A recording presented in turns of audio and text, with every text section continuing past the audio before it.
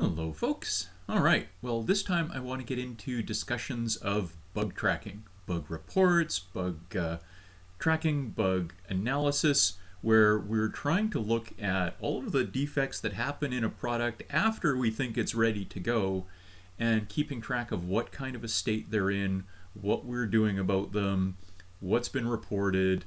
So there's a fair bit of detail to get into here, and we'll just see how we go. All right, so the idea is we know if we've got complex software, there are going to be bugs. So I'm going to think of it as being a bug or a defect if it takes place or if it's detected after the point where we think we're finished development, where we've said, okay, I think this is working, I think it's done. Then after that, if we find anything, it's a defect, it's a bug. So it can wind up being discovered anytime in the lifespan of the code, right? It might happen 10 minutes after I say it's done and somebody says, have you tried this? So it might happen right away. It might be months. It might be years later. It might not be discovered until something else changes that suddenly reveals there's an issue. Or if, many moons down the road, somebody uses the product in a new way for the very first time and discovers, hey, wait a minute, this doesn't actually work. So we can expect bugs or defects to crop up almost any time over the lifespan of a project. And how we're going to deal with it is going to be impacted by how long it's been since this bug was first, or this defect was first actually introduced into the code. Now, if you've got a lot of code, a lot of developers, a lot of users, and unfortunately probably a lot of bugs over the course of time, you need some way to keep track of all of them, to keep track of which ones we know about and which ones are new, which ones we've fixed, which ones we've decided not to fix, which ones we're investigating right now. We might need to keep track of how much time and money we've spent on different bugs and on bugs overall. We might want some way of keeping track of how frequently bug reports are coming in. So all sorts of things that we might want to keep track of, and it helps to have some kind of a system for doing that. Now, this is all going to begin with somebody actually finding a problem and saying, hey, I think you've got a problem. So we need some way for people to notify us that there seems to be a problem. And again, it might be a tester that discovers the problem, it might be another developer, it might be an end user, but sooner or later somebody's going to find a problem and they need a way of getting that information back to the developers, back to the company that put this together.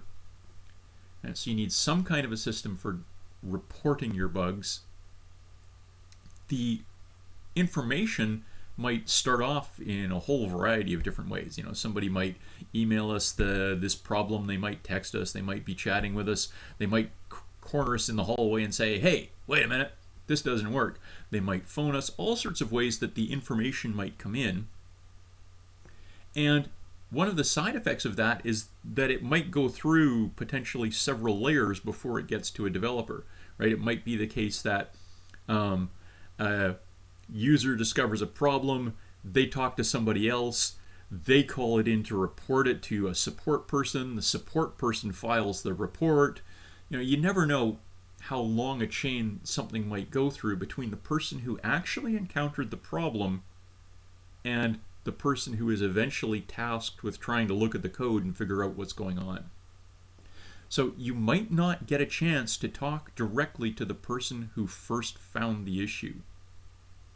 So what we want is whatever we put together as a bug reporting mechanism, we want it to provide and to kind of guide the person reporting the problem to provide enough information for us to be able to track down the real issue, to track down the problem in the code. And we'll get into talking about what should be in bug reports in just a moment. Now, there are all sorts of different tools and all sorts of different levels of formality for doing this. Again, it might be the case that we just say, just text the developer or call the developer or email the developer. It might be something much more formal. Now, in terms of a good bug report, right, once somebody actually discovers the problem, ideally You want to tell the developer everything they need to know to find and fix the problem, but without any extra unnecessary confusing detail, which is always a fine balance to hit.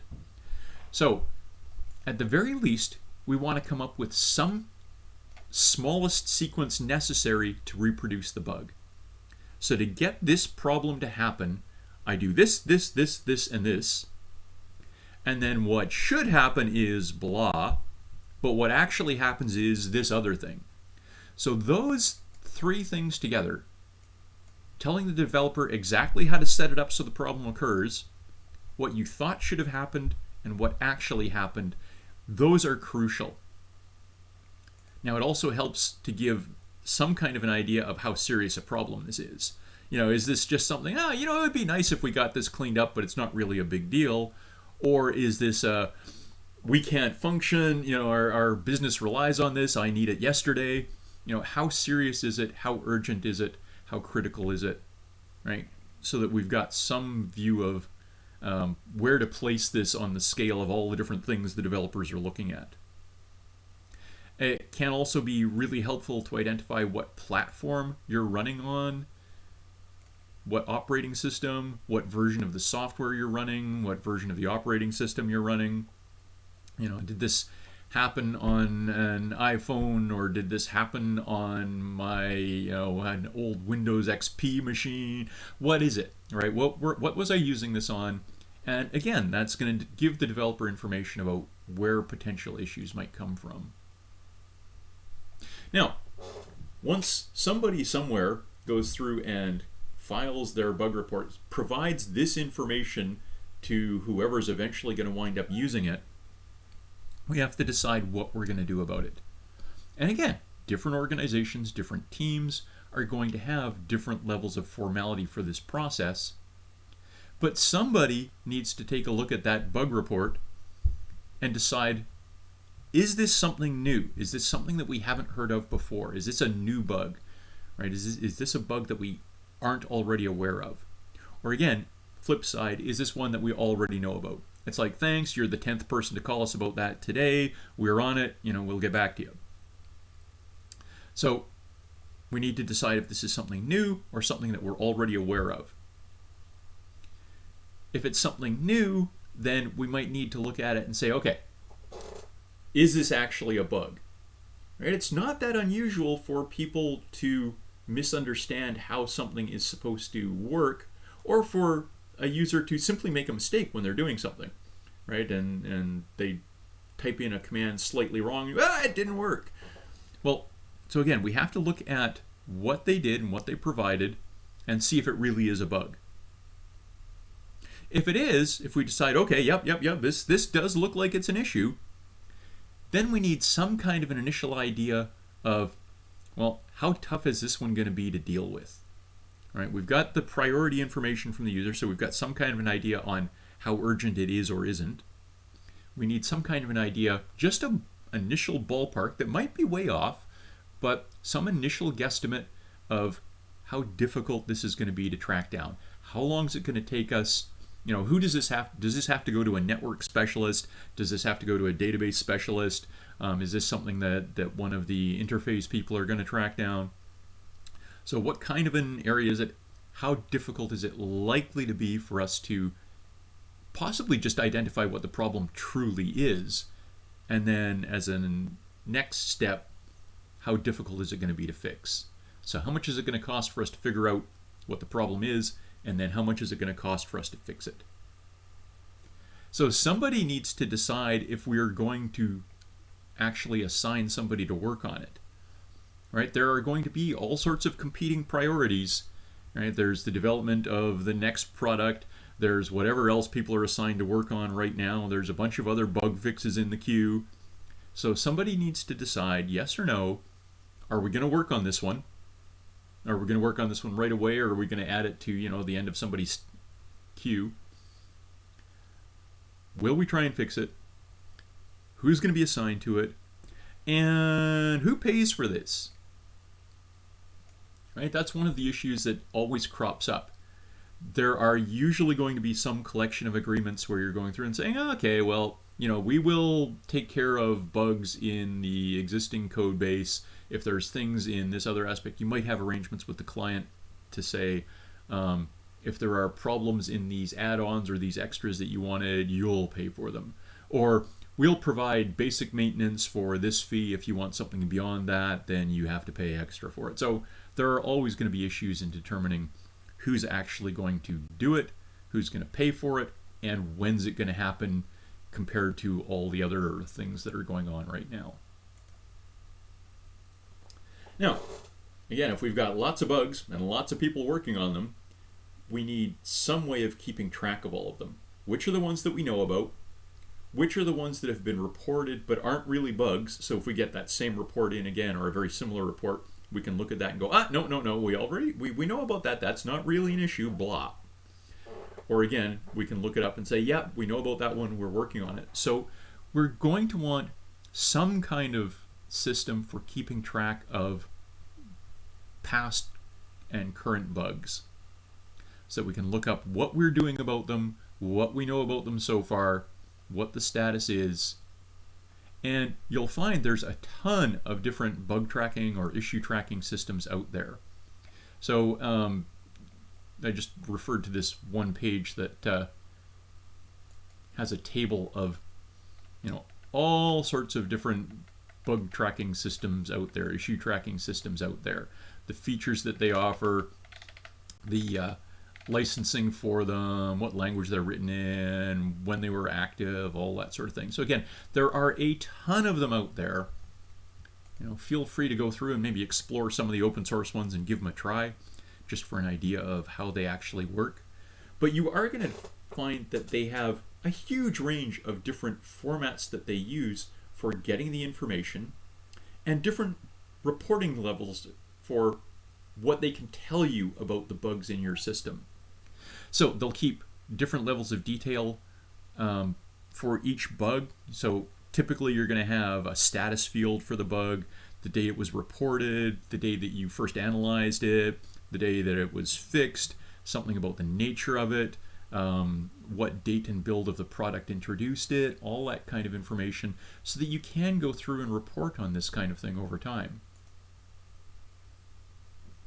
And given all of this information, given that you've got all kinds of information about the bug history, if you like, in your software, you can go through and kind of analyze it to provide meaningful information to work from in the future. So, I mean, the most obvious one is the one we've talked about already. What are the bugs that we know about right now? But some of the other interesting things are there trends in where or when the bugs were introduced in our process?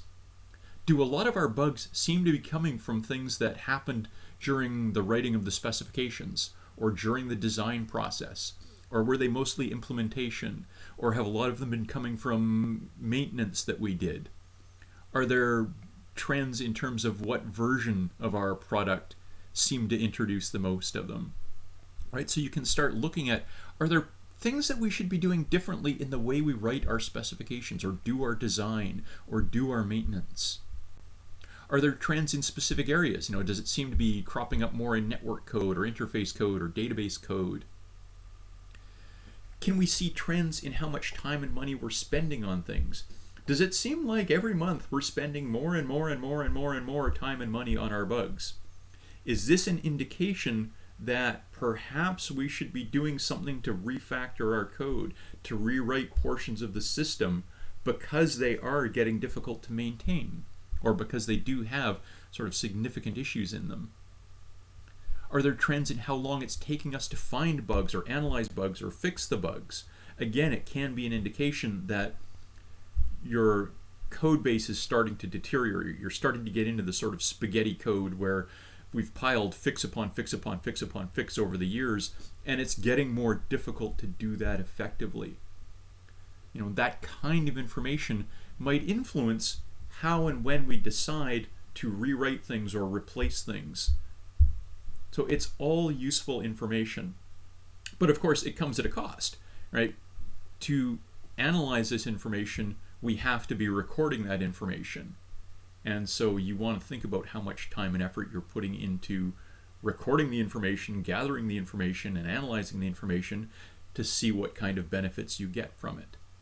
So this is going to be a common theme in software engineering and in systems analysis, is looking at how much time and effort we put into gathering information and how much of a benefit, how much value we get out of being able to analyze that information.